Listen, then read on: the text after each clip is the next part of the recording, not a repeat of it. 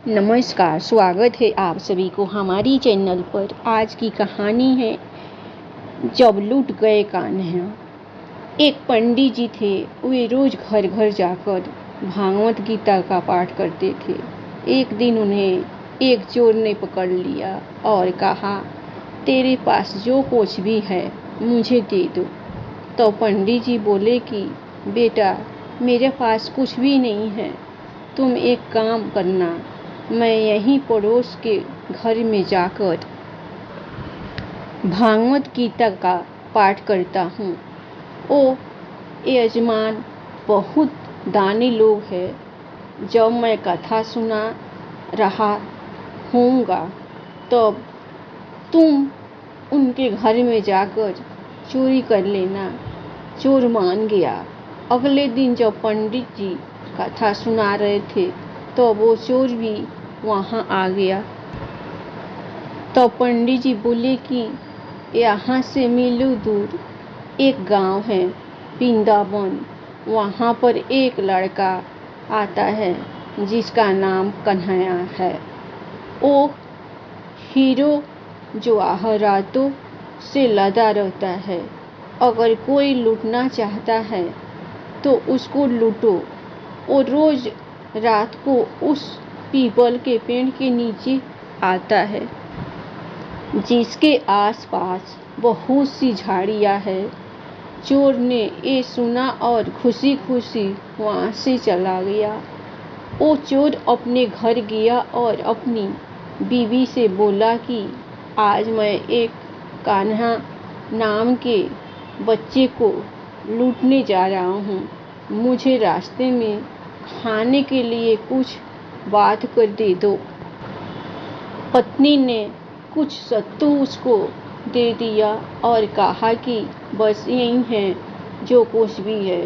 चोर वहाँ से ये संकल्प लेकर चला कि अब तो मैं उस कान्हा को लूट के ही आऊँगा। वो पैदल टूटे चप्पल में ही वहाँ से चल पड़ा।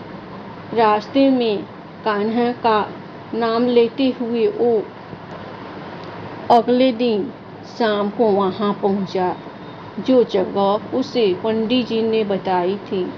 अब वहाँ पहुँचकर उसने सोचा कि अगर मैं यहीं सामने खड़ा हो गया तो बच्चा मुझे देखकर भाग जाएगा, तो मेरा यहाँ आना बेकार हो जाएगा।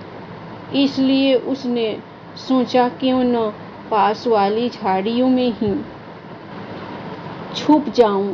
वो जैसे ही झाड़ियों में घुसा, झाड़ियों के कांटे उसे चुभने लगे। उस समय उसके मुंह से एक ही आवाज आई, कान्हा कान्हा। उसका शरीर लहूलुहान हो गया, पर मुंह से सिर्फ यही निकला, कान्हा आ जाओ, कान्हा आ जाओ। अपने भक्त की ऐसी दशा देख के कान्हा जी चल पड़े। तभी रुक्मणी जी बोली कि प्रभु, कहाँ जा रहे हो? वो आपको लूट लेगा। प्रभु बोले कि कोई बात नहीं, अपने ऐसे भक्तों के लिए तो मैं लूट जाना तो क्या, मिट जाना भी पसंद करूँगा। ठाकुर जी बच्चे का रूप बना के आधी रात को वहाँ आए।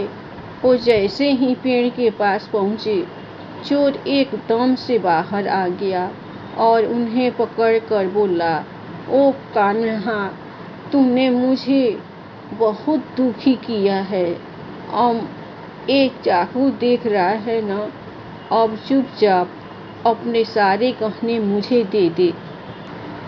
कान्हा जी ने हंसते हुए उसे सब कुछ दे दिया। चोर हंसी खुशी अगले दिन अपने गांव में वापस पहुंचा। सबसे पहले उसी जगह गया जहां पर पंडित जी कथा सुना रहे थे। जितने भी गहने वो चोरी करके लाया था उनका आधा अपने पंडित जी के चरणों में रख दिया। जब पंडित जी ने पूछा कि ये क्या है तब उसने कहा, आपने ही मुझे उस कान्हा का पता दिया था, मैं उसको लूट के आया हूँ और ये आपका हिस्सा है। पंडित जी ने सुना तो यकीन ही नहीं हुआ। वे बोले कि मैं इतने सालों से पंडिताई कर रहा हूँ, वो मुझे आज तक नहीं मिला। तुम जैसे पापी को कान्हा कहाँ से मिल सकता है?